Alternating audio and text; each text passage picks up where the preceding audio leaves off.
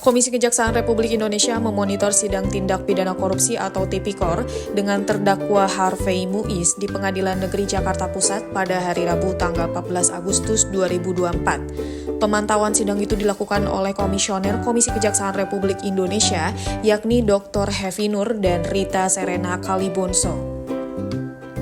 Perkara ini merupakan salah satu perkara menjadi perhatian publik dengan dugaan tindak pidana korupsi dalam pengelolaan tata niaga komoditas di wilayah izin usaha pertambangan atau IUP PT Timah Tbk tahun 2025-2022. Dalam surat dakwaan yang dibacakan oleh tim jaksa penuntut umum, dakwaan kumulatif dikarenakan kepada terdakwa, yakni dakwaan ke-1, Primair Pasal 2 Ayat 1 Junto Pasal 18 Undang-Undang Nomor 31 Tahun 1999 tentang Pemberantasan Tindak Pidana Korupsi Junto 55 Ayat 1 KUHP. Dan Subsidiar Pasal 3 Junto Pasal 18 Undang-Undang Nomor 31 Tahun 1999 tentang Pemberantasan Tindak Pidana Korupsi Junto Pasal 55 Ayat 1 ke-1 KUHP.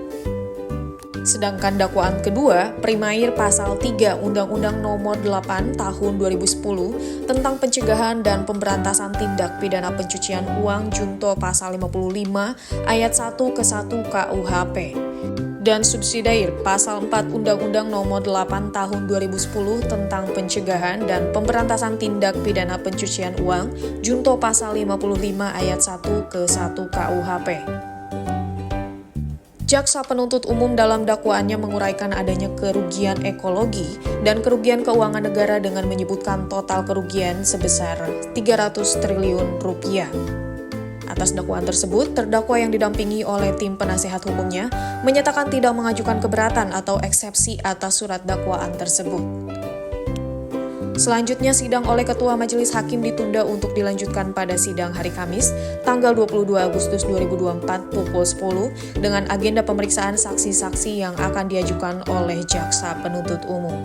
Kehadiran Komisi Kejaksaan Republik Indonesia yang memantau persidangan sesuai dengan tugas dan wewenangnya berdasarkan Peraturan Presiden Republik Indonesia Nomor 18 Tahun 2011 tentang Komisi Kejaksaan Republik Indonesia, Pasal 3. Sebelum meninggalkan pengadilan Tipikor di PN Jakarta Pusat, Komisioner Komisi Kejaksaan Republik Indonesia yang didampingi oleh Ketua Kejaksaan Negeri Jakarta Pusat, Dr. Safrianto Z. Putra, menyampaikan dukungan dan koordinasi dengan seluruh jajaran kejaksaan yang hadir, baik dari Kejaksaan Agung Republik Indonesia, Kejaksaan Negeri Jakarta Selatan, dan Kejaksaan Negeri Jakarta Pusat, beserta aparat penegak hukum lainnya.